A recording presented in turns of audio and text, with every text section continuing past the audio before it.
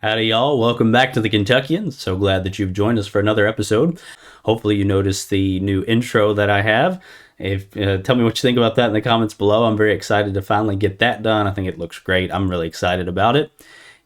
But I'm wanting to keep up with this, and also I don't want to spend so long on the intro. So let's really get into this and not waste too much time. We're going to do basically the same thing that we did last week, except we're going to talk about German tanks, the main German tanks of World War II. We've talked about, why there's importance in studying this and having even a basic understanding of some of these things. But I don't want to spend too much time on that. I want to get to the cool stuff, which is talking about all the tanks. So let's remember that Germany produced, well, this is new information. Germany produced a huge amount of AFVs, armored fighting vehicles, and tanks, okay? They had a massive variety and huge amounts of variants of a lot of their vehicles. And let's remember also that tanks were not the way that they're portrayed in Hollywood. They're not these massive lumbering behemoths that were just invincible to almost everything. Tanks, when they were used correctly, could be extremely effective, but if they were not used correctly, they could be a massive liability. So let's just remember that as we go on, and let's talk about the first category. Just like we did last week, we're going to talk about early war, mid-war, and late war German tanks. That's like I said last week, it's kind of variable, but it'll kind of give us an idea of what was being produced and what was perhaps more common or effective during those periods of the war. And we're going to start off with early war. The first tank is the Panzer I. So let's cut to the chase. The first tank, the Panzer I, is what I would term very much a missing link tank. So it still has an interwar aesthetic. It's a very small tank. Some of the way the design is, it doesn't look like World War II tanks. It looks like some of the really weird interwar tanks that were designed. But it also has some very distinctly German, more modern design of the period, especially in the turret and that sort of thing. The Panzer I was one of the tanks Germany built as a tractor because there was a lot of restrictions on production of weapons and how many weapons they could have after World War I. In fact, Germany wasn't allowed to build any tanks. So they built tanks and called them tractors to kind of help cover up what they actually were being designed for. It had only machine guns and it had light armor. It served well for what it was. It wasn't meant to be a long-term service tank, and it wasn't meant to deal with other tanks. It didn't even have a main gun. It just had machine guns, but it served well for what it was. Actually, interesting little side point, the Chinese used some of these because there was some units in the professional Chinese Nationalist Army that were trained and equipped by Germany. So they had some Panzer Is and some other German equipment that they used for at least part of the Chinese Civil War. Kind of an interesting thing there, and against the Japanese too. That's a whole different geopolitical discussion there that we're not talking about. The next tank is the Panzer II. And just so you know, as you will probably pick up, they use Panzer to describe tank. I think it actually is German for armor, but they would use that, and they had 1, 2, 3. That's how they demarked a lot of their tanks, specifically tanks, not necessarily their armored cars or their tank destroyers, that kind of stuff. Just realize that we're going to hear several Panzer with a number after it. So the Panzer II was another vehicle that served pretty well, actually, but it was also quickly outmoded. It was still pretty lightly armored, and it was only armed with a 20 millimeter autocannon. It did have a machine gun or machine guns as well, but the main armament was a 20 millimeter autocannon. Early in the war, it could deal with some things, but it just didn't pack much of a punch, especially against armored vehicles. And again, the Panzer II was never meant to be sort of a mainline or long-term service tank. It was meant as a stopgap tank before they moved on to being able to produce the Panzer III, which we'll talk about in a second, in greater numbers. However, due to war pressures and the difficulty of obtaining armored vehicles and that sort of thing, Germany ended up using the Panzer II all the way through the end of the war. They stopped producing them in 1943, but they had thousands of them, and they used them later in the war as a scout tank, maybe a little bit of infantry support. They didn't necessarily serve great in that role, but hey, you have to use what you've got, right? But at the time, early in the war, good tank, it was very quickly obsolete. Now, one thing I do want to explain, because I can talk about armor and that sort of thing, especially with German vehicles, it's hard to give exact numbers on a lot of this, even armament, even the main gun or the amount of armor or sometimes speed or whatever, because they changed their vehicles a lot. They tended to stick to one design and do half a dozen or a dozen different variants of it. So, they may have added more armor on the G model as opposed to the B model, but you have to look at each variant in particular. So I can give generalities, and that will hopefully get you all the information you need for a brief survey. The next tank is the Panzer 35/38T. This is an interesting tank because it was a Czech designed and generally Czech built tank. So when Germany took over Czechoslovakia, one of the things they captured or took control of was the Skoda tank factory. Skoda was a big manufacturer in Czechoslovakia. And they had designed this Panzer 35. They didn't call it the Panzer 35. I believe they called it the T-35. But they designed this tank. And they built actually several of them. And then Germany just sort of took them. Well, they turned out to be really good tanks. They were really reliable, and they were well built and everything, and the factory also was ready to produce more, so the Germans produced some more in the Czech factory, and they served well. Again, this is an early war tank. It got obsolete pretty quickly in a lot of ways, but it had a pretty powerful 37mm gun. Not a very big gun, but for the time, it could deal with a lot of stuff.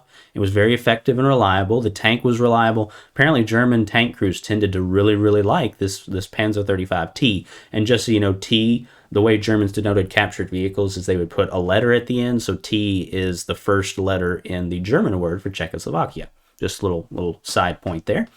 And again, very quickly outclassed, but it was a very good vehicle for the time. They used them a lot in France early in the invasion of France and some other early campaigns, and they served very well. And what we'll find out, Germans tended to reuse reliable vehicles and rework them, and we'll talk about that a little bit later in this episode. Interesting little side point here. If you notice on the pictures of this tank, and there was a Panzer 38T as well, it was just an upgraded 35T. It wasn't much different from the 35, but it was kind of an upgraded version the Czechs had just been working on when everything got captured. But if you notice, there's a lot of little dots on the pictures of this tank. And what that is riveting. And you might have seen that if you watched the last video. There were also some tanks that were riveted, and that was a way to build a tank, was to rivet it.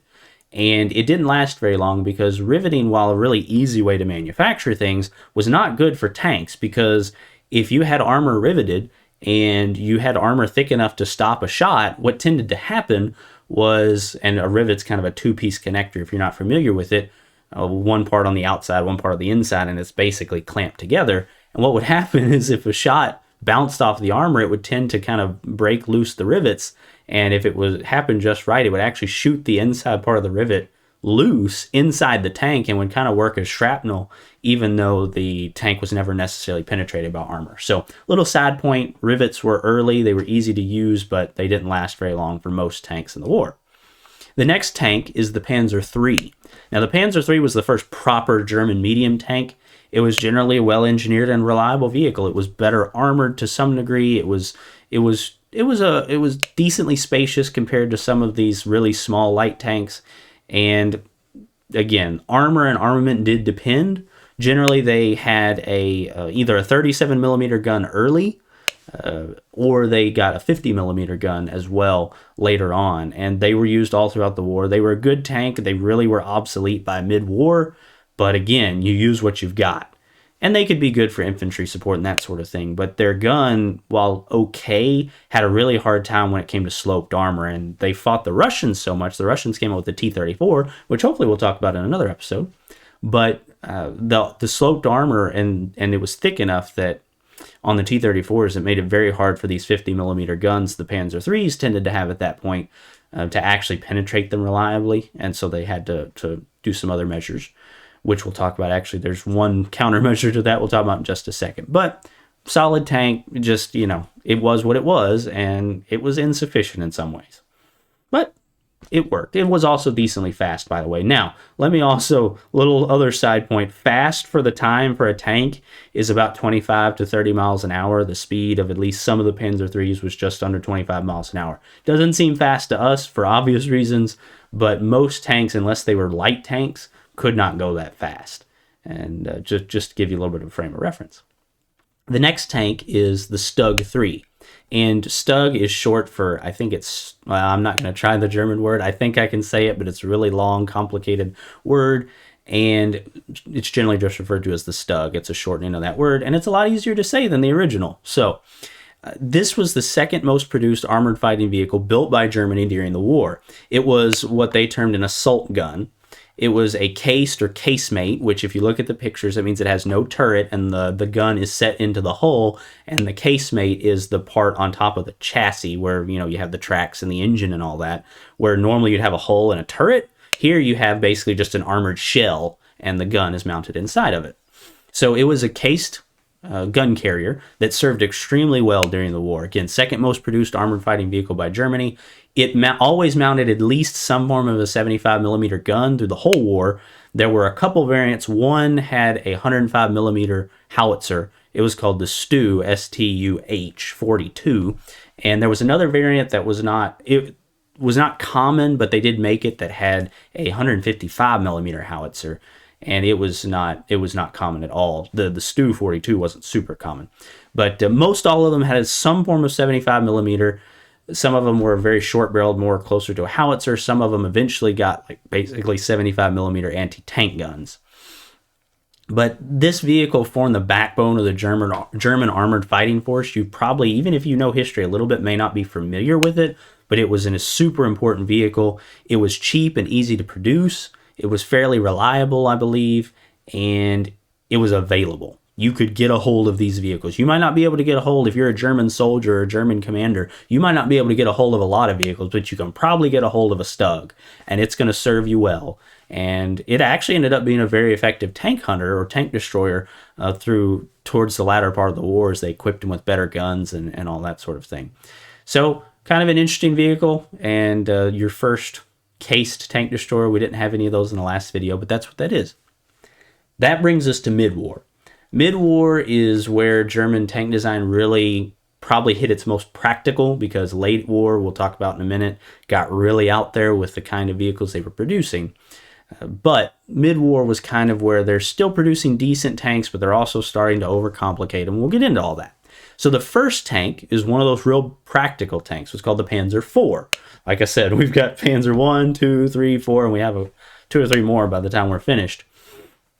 It was the next step in the evolution of the Panzer III, and in many ways the Panzer IV was very similar to the Panzer III. In fact, as you'll see from the pictures, they even look very close to the same. Not quite the same tank, but very similar and very closely related when it comes to design. They were generally reliable, and they were equipped usually with a powerful 75 millimeter anti-tank gun. It was a very effective tank, and there were upgraded variants of it built basically till the end of the war. It was significantly smaller and had less armor than its larger cousins that we'll talk about in a second, but it was easier to produce, and it was easier to keep in the field. It's interesting, this is sort of a side point here. Many people believe that had Germany focused on building tanks like the ones we've just talked about, the Panzer IV and the Stug, instead of building these monsters we're about to talk about, that there's a very good chance that while they may have never won the war, they may have actually been able to fight the Allies to a standstill and then sue for peace instead of surrender, absolute surrender, right? So probably a good thing they continued to go and build these massive tanks, because if they hadn't, things could have been different. Could have been, we don't know. But it turned out the way it did, partly because they spent so many resources on these behemoths that we're about to get to. And the first one of these behemoths is the Panzer V, or the Panther, as it's more commonly known. Now, this was a medium tank, and it was a German medium tank that was extremely effective when it was in combat. It was armed with a very powerful long 75 millimeter AT gun, anti-tank gun, and it had fantastic armor, especially on the front. It was sloping, it was thick, it served very well. The armor on the turret and the mantlet, which is that curved part that the gun sticks out of on the picture, that's the mantlet, was really heavy. It was very difficult to penetrate. Could happen in certain spots, but it was very well armored, very well protected, and that the gun on it could deal with almost any Allied tank it came across pretty easily. But the Panther was not invincible. This is one of those tanks where people really start to oversell it. It was a very good tank. There was a kind of an interesting thing. The mantle was so well armored, again, that curved part that the gun comes out of, that sometimes what happened was American or Allied tanks would knock out a Panther because they would shoot at the mantlet and it would deflect because it wasn't powerful enough to penetrate. They didn't hit the right part. They hit the curved part, whatever. But they hit the lower curved part of the mantlet, and the shell, the round that was fired from the American or Allied tank, would deflect down into the German tank. So yeah, they didn't penetrate the mantlet, but then they still deflected it down into the top of the Panther and would knock it out or severely damage it. So it's not invincible. From the sides and the rear, it was also much more vulnerable, as most tanks of the time were. But it was a very effective tank when it was in combat. One big issue with the Panther, however, is while it was more reliable than some of the heavy tanks we'll talk about, a couple of heavy tanks we'll talk about, it still had some very bad reliability problems, and especially with the powertrain, and it made it a pain to actually keep it running. So, a Panther tank does you all sorts of good when you can't get it onto the battlefield because it's broken down. Not as bad as some, but a lot worse than like the Panzer IVs and those sorts of vehicles. I want to make a brief mention about armored cars here. I decided to leave armored cars out of this series for now. We can talk about them in some different video that doesn't just focus on tanks. But basically every country used armored cars to one degree or another, especially the countries that couldn't build their own tanks. Armored cars are a lot easier to produce than tanks. Don't have to have as much of an industrial base and everything. Germany, however, was one of the most prolific users of armored cars, so I wanted to mention that here. They had a lot of different armored cars. I think a lot of them look really cool. They had kind of a very interesting angular design to them. But I wanted to mention that they were an important factor during the war. They were an important piece of equipment, but I'm not including them here. Just realize Germany, if anybody used them, Germany did. They used a lot of them. So that's kind of my honorable mention. The next tank for the mid-war period is the Panzer VI, or the Tiger I, or sometimes just called the Tiger. And of course, if you know anything about it, you probably know it by the title Tiger or Tiger I. It was a German heavy tank that was introduced in 1943, and it was probably pretty easily the most recognizable German tank from World War II, perhaps the most recognizable tank period from World War II. It's very famous. It took starring roles in movies like Fury and Saving Private Ryan. And by all means, when it was in combat, it was a very effective vehicle. Don't get me wrong. However, despite being often portrayed as almost invincible, it really wasn't. It had very good armor, but the armor was not sloped, especially on the hull, at all. It's just flat armor, and when you angle armor, you give a lot better chance of the shell deflecting, right? That just makes sense. Well, this was all flat. So even though it was thick, it was easier to penetrate than some other tanks. The Panther and the Tiger had about the same armor when it came to their frontal hull, but one was angled and the other wasn't. So the Panther's armor, which was angled, was way more effective. It had an extremely powerful 88 millimeter gun. Wasn't truly just an anti-tank gun. It also served as anti-air and anti-infantry. Their 88 millimeters were very good in general, but it could knock out virtually any Allied vehicle with one shot. Very high quality gun and very powerful gun. It wasn't the most mobile tank though. It was very heavy, and especially with that sloping armor, by mid to late war especially, the Tiger was facing a lot of vehicles that had guns powerful enough to knock it out. There's a common misconception about Shermans not being able to knock out Tigers. And while it's true that the 75 millimeter the Sherman was equipped with had a hard time with the front armor of a Tiger, although it could penetrate the side or the rear, the 76 millimeter anti-tank gun that we talked about last week was way more effective and could knock out a Tiger from the front at mid to short ranges. Very good vehicle, but not the invincible behemoth that it's often portrayed as. It was also an engineering and logistical nightmare, and it was difficult to maintain, it was not reliable, and it was difficult to repair when it did break down, and it was heavy enough that it made it difficult to recover from battlefields or where they break down on the road or whatever, although it was possible. So, very good when it was in combat if it was actually running. But a lot of times they were sitting back in a depot or abandoned on the side of the road because they broke down and you couldn't repair them. It was so bad, particularly with the Tiger, the way they were manufactured, that, and this is statistically, so it's not that it was literally every 6 tanks, but there were significant changes made all throughout the production process for German vehicles, especially vehicles like the Tiger.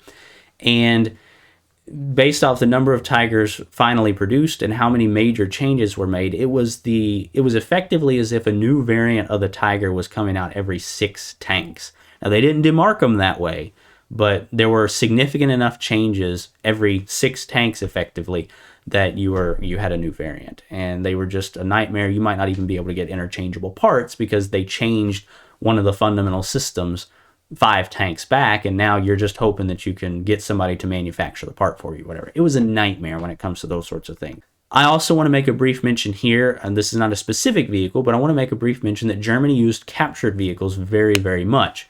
Again, you use what you've got. If they're decent vehicles and you capture a lot of them, or you capture a good store of repair parts or whatever the case might be, why would you just waste them? So we talked about Czech tanks. We talked about the Panzer 35 and 38Ts. Those were Czech. They used quite a bit. The Germans used a lot of French, Italian, and Russian tanks as well.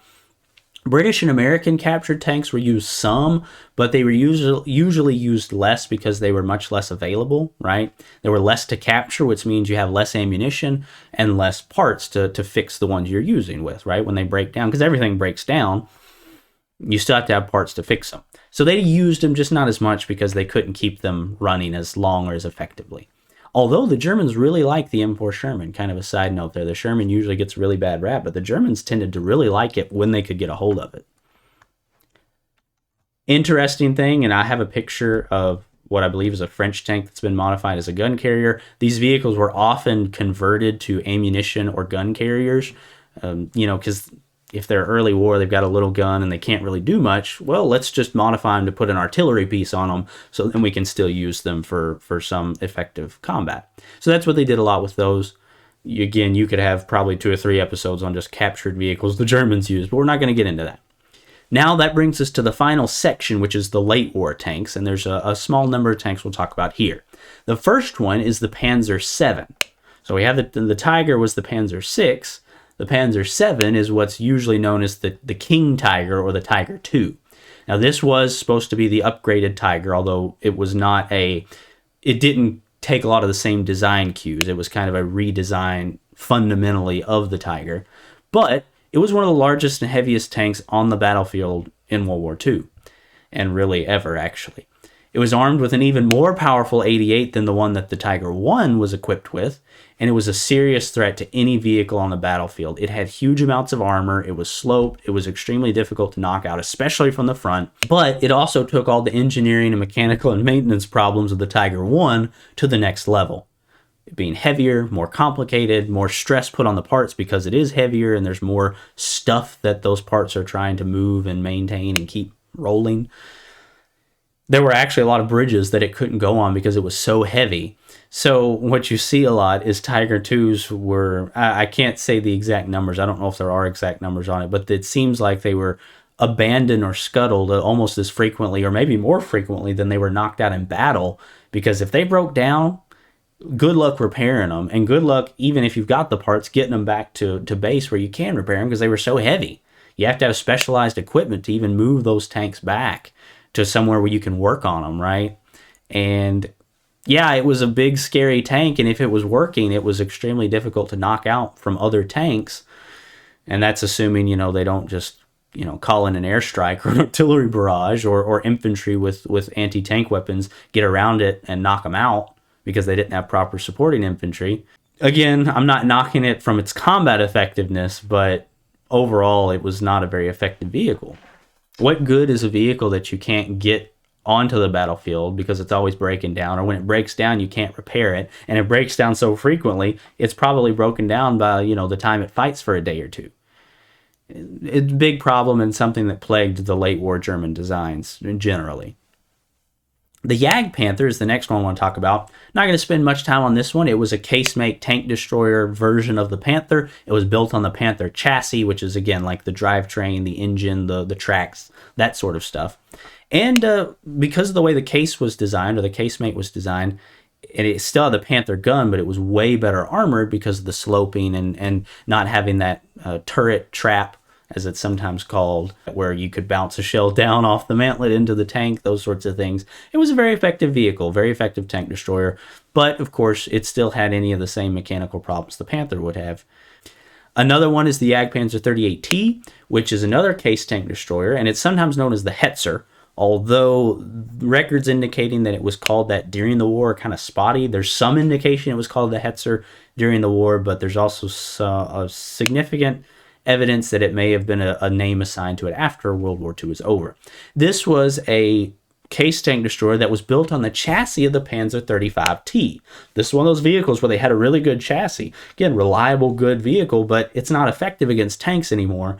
Let's basically overhaul it, put a powerful 75 millimeter anti-tank gun on it, and let's use it. And it was effective for what it was. It was not the best vehicle. It had disadvantages. There were some things that were really nice about it, but there were several of them built, and they were decently effective for what the Germans need. Again, you use what you have, even if it's not always optimal, right? If your factories are always getting bombed to oblivion by Allied bombing runs, you've got to use what you've got because you may not be able to produce the tanks you want to produce.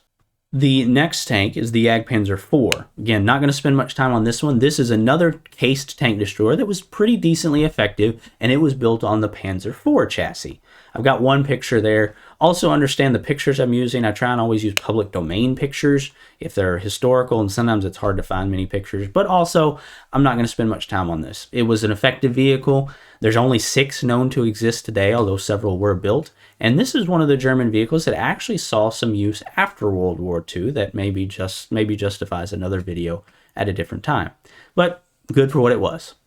The next tank, and our second to last tank, is the Jagdtiger. Now, the Jagdtiger was the largest operational armored fighting vehicle of the Second World War, the heaviest. It came in right about 68 tons.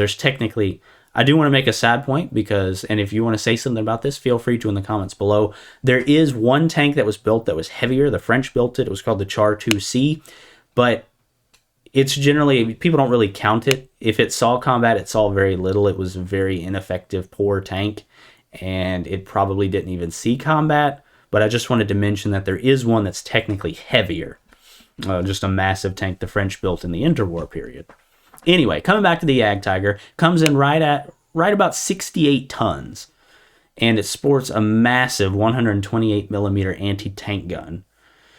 One of the largest anti-tank guns of the war, maybe the largest, and it was basically impenetrable when it came to frontal armor. There was no gun that was going to go through the front armor of a Jagdtiger effectively. It was very dangerous, but it was a rare sight on the battlefield, like a lot of these big tanks.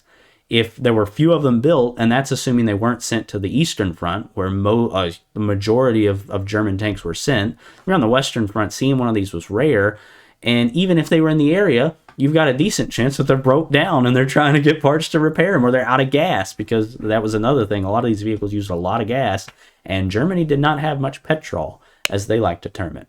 But if it was in battle, it could be extremely effective. Again, it could knock out anything, but it's a maintenance logistical nightmare. It's the same story. If it was in combat, it could do great, but the chances of you getting it into combat, the chances of it operating like it needed to for any length of time was just super low. Again, this is one you couldn't even put it on most bridges or a lot of bridges because it was too heavy.